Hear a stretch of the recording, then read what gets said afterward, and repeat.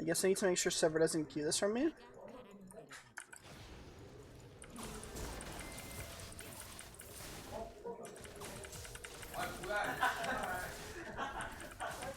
When you're against Sylas, as pretty much any jungler, you always want to full clear against him. Because what all Sylas players are going to do is they're going to 3-camp. Basically, they're going to 3-camp their red side, and then they're going to look to reset, and then pick up the jungle, like the second, like the machete, and then they're going to farm their blue side, or they're going to go pick a level 3 gank. Pretty much all Sylas players do that. And it's funny because it actually looks like he's not doing that this game, so... He still might, though. He could still be going there. He also could have went around behind the wall, so the ward wouldn't see him. But I think he's actually not doing the route that I was just saying he might do. Or that Sylas players do. Doesn't change the fact that full clearing against him is correct, because Sylas jungle's biggest weakness is his first clear. Outside of Sylas jungle's first clear, he's actually super strong, so... If you're playing a champ, especially one that farms like pretty fast, like Evelynn, then you always want to full clear against him. Alright, I'm gonna skip my camps here just to dive on this wave here.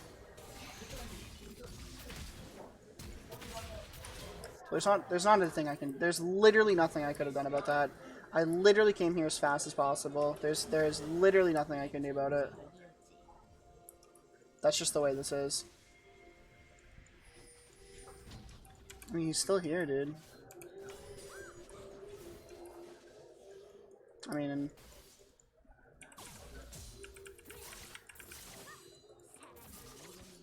we have to just like force him off the wave. I'm pretty sure Sylas is still here.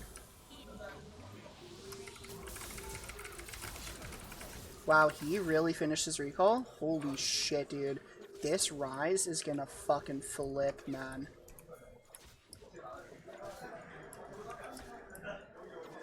No way he doesn't TP.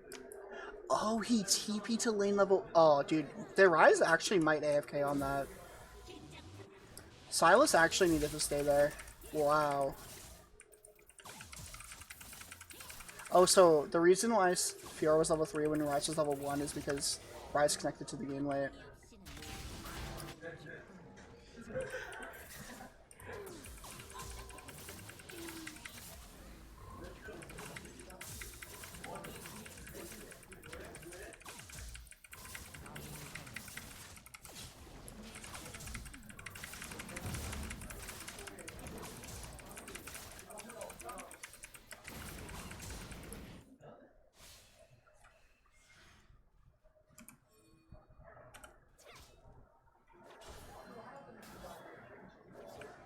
Actually, this is going to be really hard for me to gank. I think it's going to take too much time. It's not worth it. I think it's better for me just to recall and clear back up. Because, like, that wave will push out, but the issue is it's not going to push out for a while if Rice just last hits it. So, like, I would still be here right now, and, like, this isn't gankable. Because he can just walk up. It would have depended completely on how he shoved that wave. Like, he ended up using spells, so it ended up not being that bad. But he could have not used spells, and it would have been really bad for me. Plus the second spawning of my Krugs and all that just came up, so it's pretty bad if I just, like, neglect my camps here. Especially because, like, the main goal of Evelynn is to get, like, try to get, like, 1 or 2 ganks off free 6, but you ideally want to hit 6 as fast as possible. And I'm already on the right track to getting there. On top of that, our top lane was already in a position, or in, like, basically a game over position, based off where the lane was. If I were to go for another kill there, it would just be, like, rubbing salt in the wound for their eyes. This is, like, the one window where if Sylas comes top right now, they're gonna win top. Fiora really greeted her HP with the whole harassing him before he could get to the lane thing. I mean, I'm coming, but if their mid laner's here, the play is fucking cursed.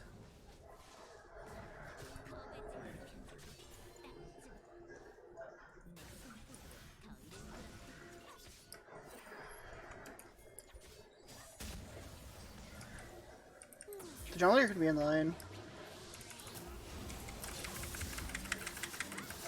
I think they're just fighting. Like, I'm actually really surprised that Sylas has done what he's done this game. I'm just assuming they're mad at each other. Which, to be honest, like, I can actually picture how it went down. So Rise was AFK at the start of the game, connected late, and then TP taught. And then Silas Path was doing just the path that I was talking about at the start of the game. But then Silas was mad that Rise like TP'd because he was like late. So he just finished his recall instead of blocking the dive. But like, even if he's mad at him, like he actually had to block that dive from happening. Because if he doesn't block that dive from happening, then well, this happens. They're not on Dragon, man. They're not. We just saw the jungler. There's no way they're on Dragon right now. They're probably just in base.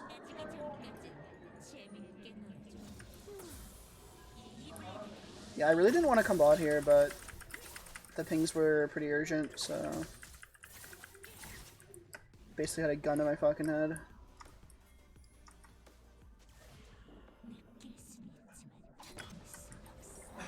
Holy shit, what did I just watch?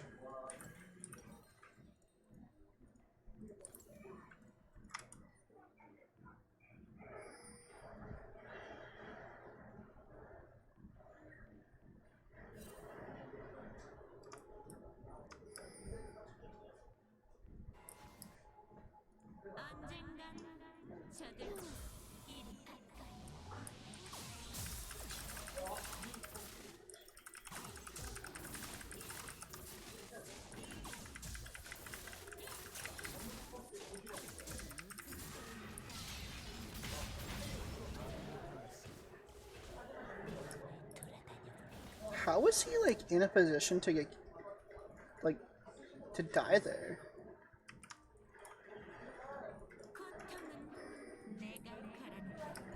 I mean, I can't kill him, dude.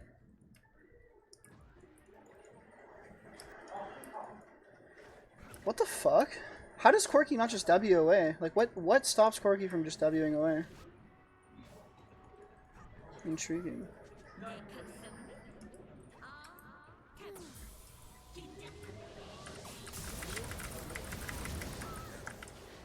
She jumped into my arms.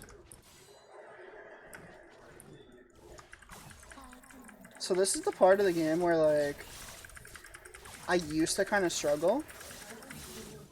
And by used to, I would probably say, like about a week ago, or maybe, like, 2 weeks ago. So, like, 300 games ago. I would feel really conflicted because, like, our bot lane isn't really winning. And in my opinion, our top lane is won. But our bot lane also isn't, like, the easiest lane to gank in the world. So I would always be, like, kind of conflicted as to, like, what to do here. And I've essentially deduced that, as Evelynn, the best thing you can do in a scenario like this, where you have one lane that you could go to like, farm, like, the champion. And then the other lane is, like, not a guarantee, but it's probably more beneficial if I go there, because top lane's already doomed. It's better to just literally drive the nail home through top lane, or like through whatever lane that is, especially on Evelynn, because if anything ever goes wrong on Evelynn, the game's just lost. So even if it's not like super efficient to be putting all my time in top lane, it's better for like the guaranteed advantage that I get from the top lane compared to potentially like getting countering bot and losing off of it.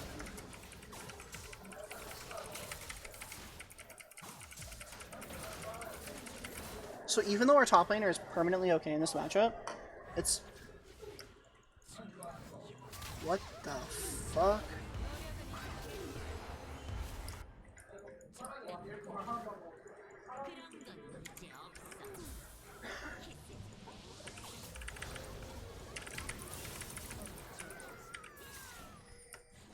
We just kill this degen. No way he walks that way. I'm on a pink ward, but I don't think it really matters. I think I just need to come bot. Maybe it'll work anyway, because I'm in Korea.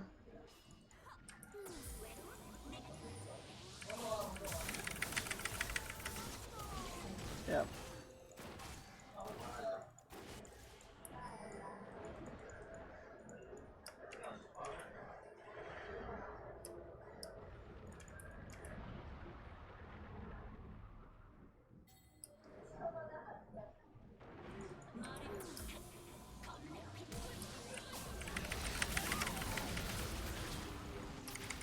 It's not worth ulting. Even if there's like a slight chance that I can live there, it's not worth ulting. Because, like, it just blows my huge cooldown off on a play that will probably result in me dying anyway.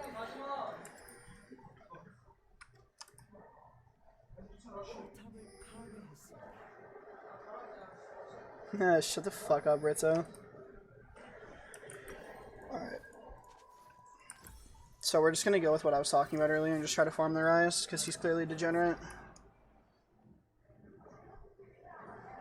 The Tristana seems like she's a pretty bad player too. So even though it's like redundant to keep going top, it's better for me just to buy Magi's and farm the shit out of that kid. Because even though I'm not getting gold, like, I'm technically getting gold for, like, AP.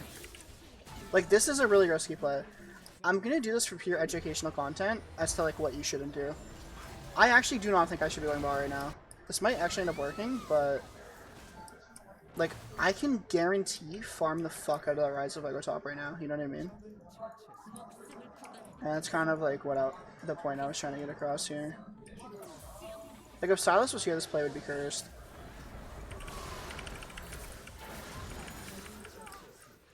Imagine wasting that much fucking time, dude. This play actually was cursed.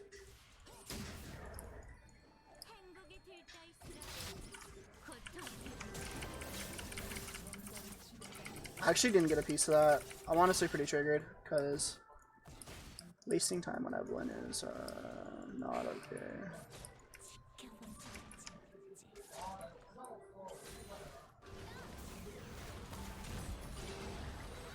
I walked over full vision, but we'll try to make it work anyway.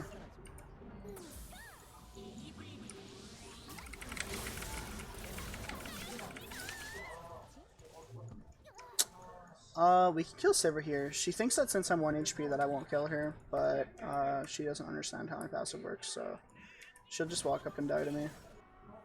If Silas is really intelligent, he would stay, but he's not, so he won't.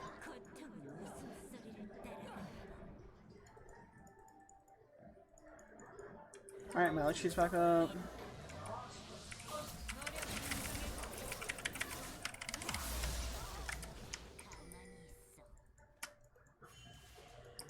I think Silas is going topside so I can farm my camps without dying. I'm just gonna stay on the map until I have enough money for a large rod.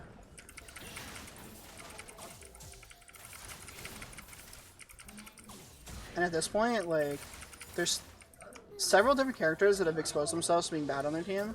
Basically everybody but Silas, so we're not really gonna play to like farm objectives or like do anything like that. We're literally just gonna play to hunt people down. Which is obviously what you're trying to do on Evelynn anyway, but we're playing purely for Magi stacks right now. The way that we're looking at it is no objective that we can get is worth more than the AP we'll get from getting the Magi stacks. It's not worth it.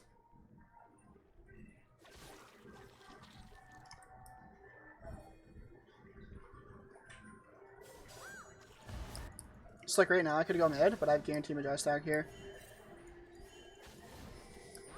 I don't even want the Scuttle Crab, I just want my stack.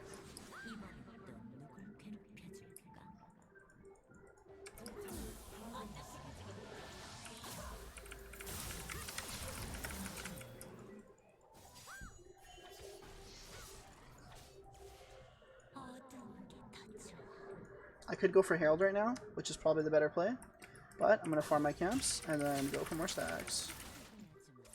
Because I don't even want to risk the percent chance that their team collapses on Herald or something, because they know where I am now, so... Yep, look where Silas is. He was literally on that side of the map, so I couldn't have even done Herald even if I wanted to. Honestly, Rise is probably going to die, and then he's going to respawn and go top again, so I can just go up there and just one-shot him again, because he's full armor. Pink ward in this bush, so I'm not going to go there, but Rise will just walk up and die. I shouldn't have to ult him either. I shouldn't even have to charm him either. I think he just dies to just my QE. Oh, Silas is here. He has no MR. Is this where I make a mistake? Do I try to kill that rat bastard? No, I'll just let him go. Play for the stacks.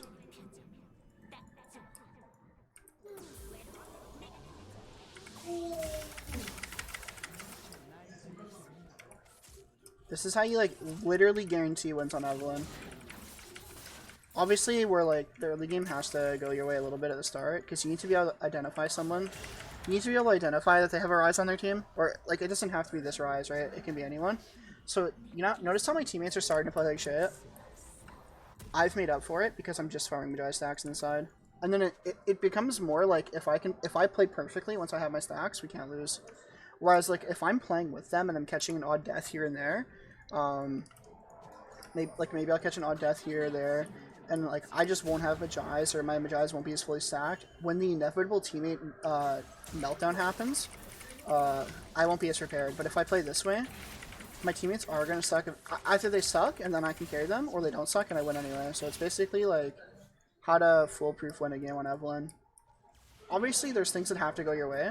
Like, it's not like I'm not saying you can do this every single game for a free win, but when they have someone on their team who's clearly like, you know, mentally ill, it's better just to buy Magi's and to literally just try to farm them, like, individually as a player.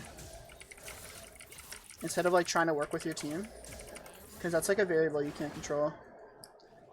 Like, I really, really could go Herald right now and maybe fight because my Corki is TP. He also is packaged. Like, it wouldn't even be, like, a bad idea for me to go here. Like, we know they're on it. Or I can catch Rise and transition right here. Get a little bit of gold. Okay, well, our team is fighting the 45. I can't really control that. But someone's going to transition to go bot here for the wave, which is probably going to be Rise, like I said.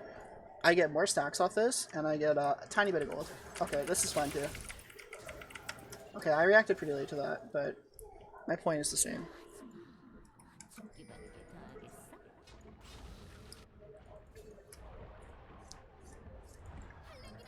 Kind of wish Fjord didn't walk right here, because it kind of gives away that I'm here. More than I'm giving it away by attacking the guy.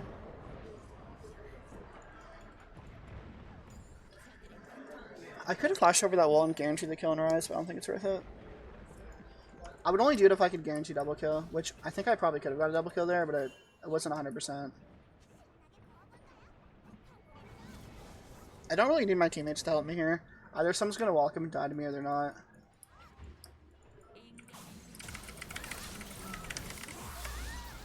Nice.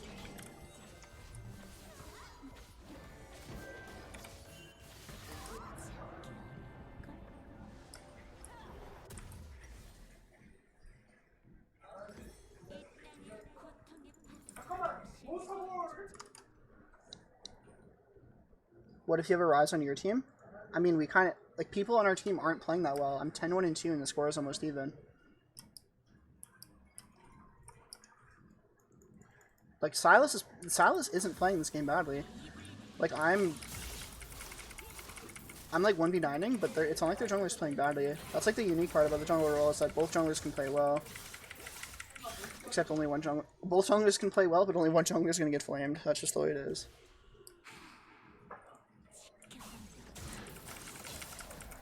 Although they'd be pretty... They really can't blame Silas right now because his KDA is too perfect. They'll have to wait for him to, like, die one time, then they'll start blaming him.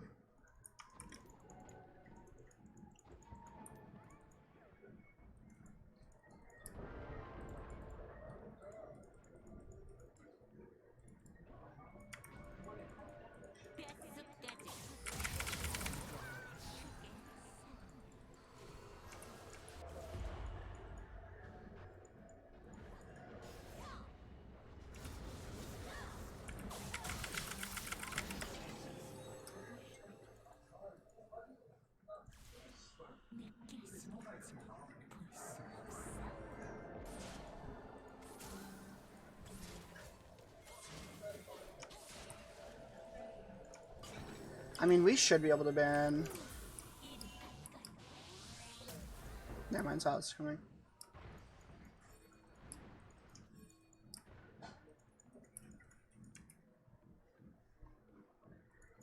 Wait, how do they know that my team got off it?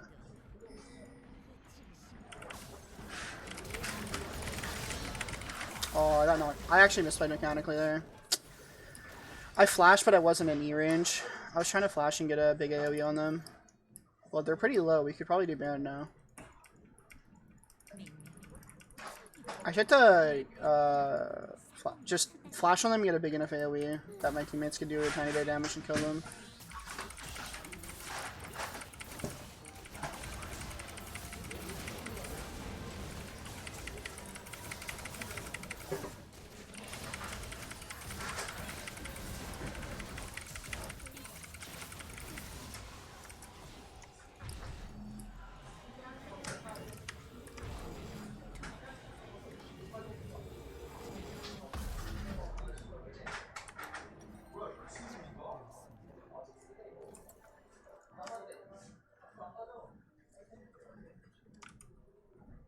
Earthplay. Yeah.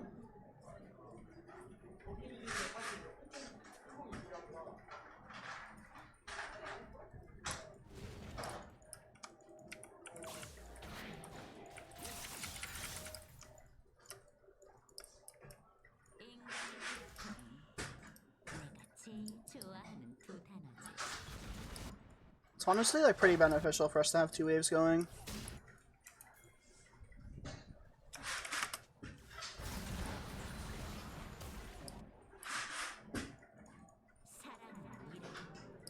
We'll try to play this game out properly. We're playing in Sivir, so playing only 1 lane is really yikes, in my opinion. I'm gonna speed this wave up. Our team just has to not get engaged on. They have like no hard engage, so it should be fine.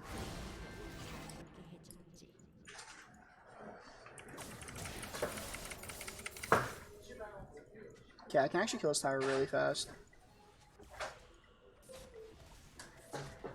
Hopefully they don't rise on me, but they probably will.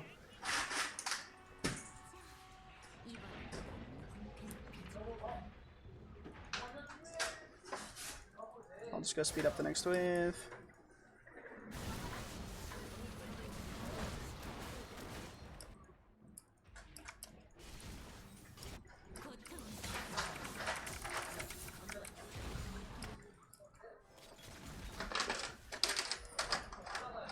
I'll just walk through the tower instead.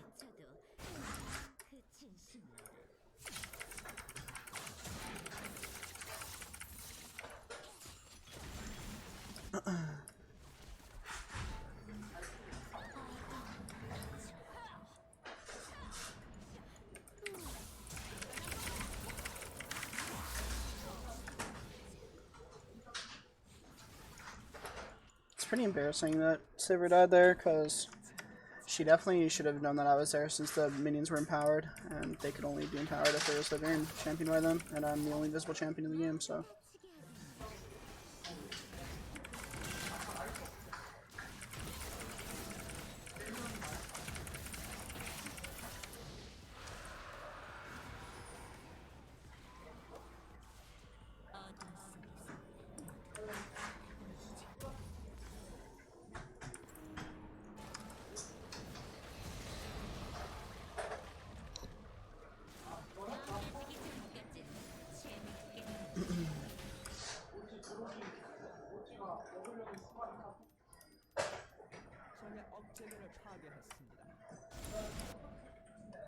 $826 AP at 26 minutes.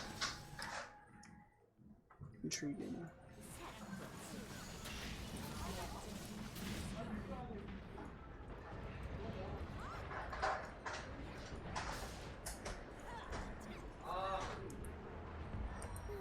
Oh, my boy Silas is playing for KDA for the Twitter screenshot. I see him.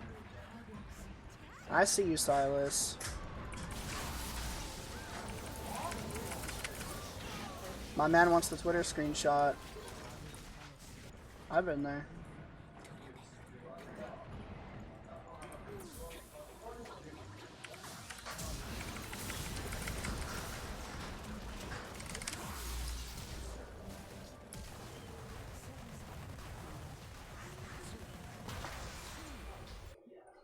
That was a really clean game.